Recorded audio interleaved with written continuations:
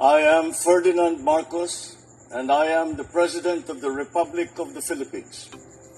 I stand today on behalf of 110 million Filipinos. Hello people and hello universe, it's me again. Shout out sa inyo mga babayan. Ayan, nako mga bes ha. Meron tayong very good news for everybody. Nakikita nyo kayo, nakikita ko. Ay nako, talaga naman. Medyo wala yata pahinga si First Lady ha?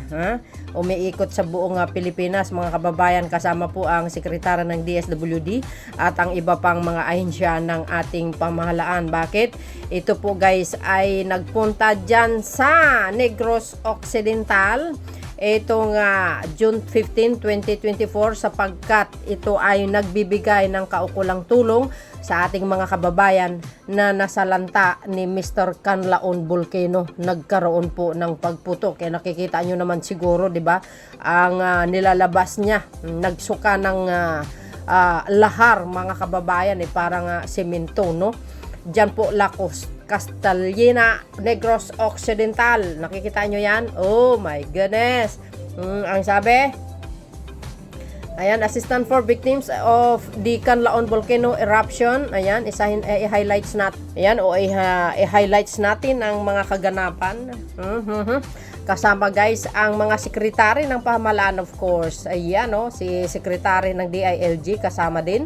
Si Sec Abalos, and of course guys, ayan oh wow, galing naman. Kala nyo nakalimot ang pamahalaan yan ang hindi nyo alam. Rights, no? Bago nyo panoorin ang short video, ayan hindi lang ganyan ang tulong na ibinigay nila mga kababayan, no? Uy, alam nyo guys, may iba tayo. Bakit iba ngayon ang mga pagtutulong, no? Itong mga boxes, mga ano to guys ay siksik ang laman nito. Bakit itong mga nakaraan mga mga sardinas at noodles lang, karton lang na Well anyway, ayan congratulations sa ating mga kababayan sa Negros Occidental. Walang kapaguran ng Marcos admin sa tulong maganda yan. At least ngayon lang nila na nadama ang kalinga ng bagong pamahalaan. Basta Marcos ang mamuno, aasahan nyo po yan. Maganda ang kanilang mga pamamaraan at mga very organized administration ang Marcos ngayon. Ang Marcos admin, So ito guys yung short video, okay? Panoorin nyo.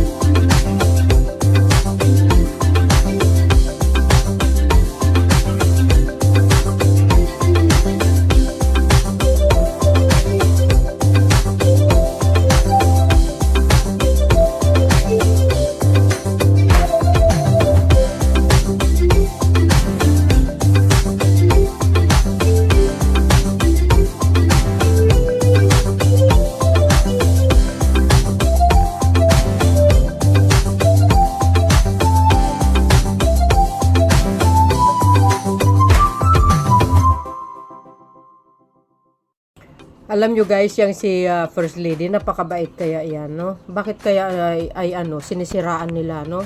Hindi naman sila hindi naman sila inaaway. Kasi ito guys, itong First Lady ito, lumaki ito sa pinakamaggarang pamilya, no? Hindi niya ugali ang palaway. Parang si Pangulong Marcos Jr. din, no? So, dahil dito guys, hindi lang pagbibigay ng mga relief good, of course guys, ay ang cash assistant Oy, hindi 1,500 lang yan ha. Ang pinakamababa dyan is 10,000 lang sa mga farmers, Fisher Folk. Pero ang LGUs, nakakatanggap talaga sila ng mga millions. Nakikita nyo doon sa video ni Pangulong Marcos Jr. Nakaw, talaga naman. So yun guys, ang pinaka-latest update videos natin sa mga taga-Canlaon, taga-Canlaon, Negros Occidental. Shoutout po sa inyo at asahan nyo talaga ang tulong ng gobyerno. Hindi lang po yan dyan magtatapos mga kababayan. See you again guys on my next upload video. Bye bye bye. And babos, God bless Philippines.